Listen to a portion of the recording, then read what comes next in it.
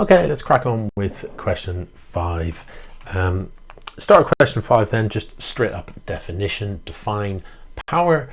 Power is defined as the rate of doing work or the rate of energy transfer.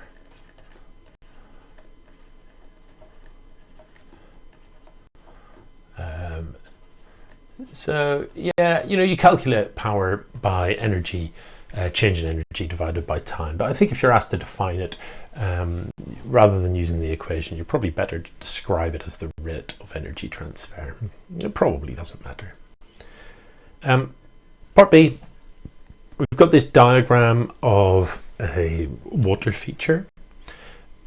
Water from a pool pumped through a vertical pipe which is open to the air. The rate of flow is given here, 0.15 kilograms per second, and the height gained by the water is 1.3 meters. Calculate the water's rate. Oh, I've scored out calculate. I meant to highlight it, but I wasn't on highlighter. Calculate the water's rate of gain of gravitational potential energy. So rate of change of GPE is going to be equal to the rate of mg delta h over delta t.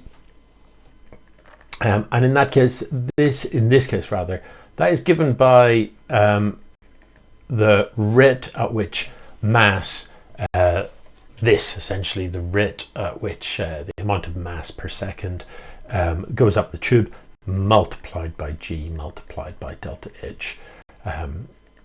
So basically multiplying these two numbers together and multiplying by g. So change in height 1.3 meters. Yeah, so chuck that in the calculator. And I've got 1.91. And that is the number of joules per second. So the unit here, watts. Okay, part 2, the speed at which water travels up the pipe is 3.5 meters per second. Leo claims that a significant amount of power is used to give the water kinetic energy. Evaluate this claim.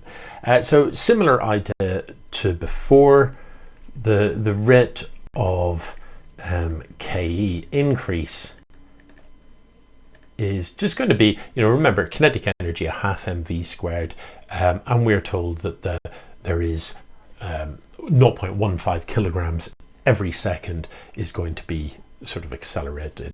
So the rate of KE increase is going to be a half multiplied by the mass per second multiplied by v squared. So, again, turning this into a rate is just a question of using the mass per second rather than the total mass.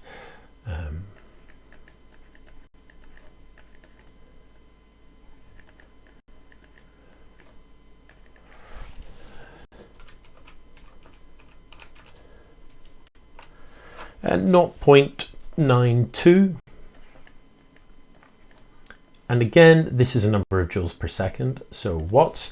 0.92 compared to 1.91 is fairly comparable, so yes, that is significant. You probably don't have to justify that,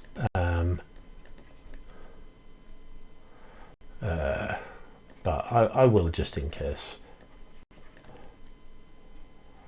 Roughly half of gain in GPE. So yeah, pretty significant. Part 3, the pump is electric, supplied with a PD of 12 volts. When pumping, the current is 0.65 amps. Calculate the efficiency of the pump. So in general, remember that efficiency by definition is a measure of the sort of useful output energy divided by the total input energy.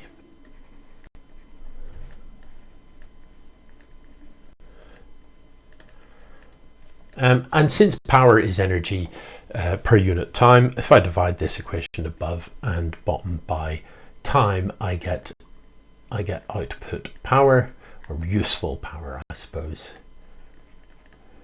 Useful power out divided by power in. And in this occasion, the useful power output is the sum of the energy per second converted to gravitational potential energy plus the energy per second converted to kinetic energy. So 1.91 plus 0.92.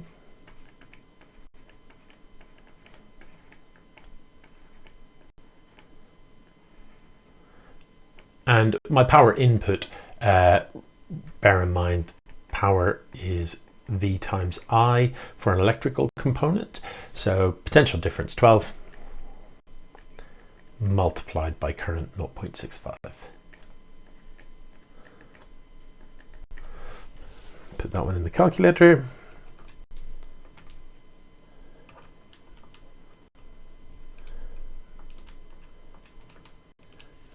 Uh, 0.36. And that's fine. Efficiency is quite often converted to a percentage.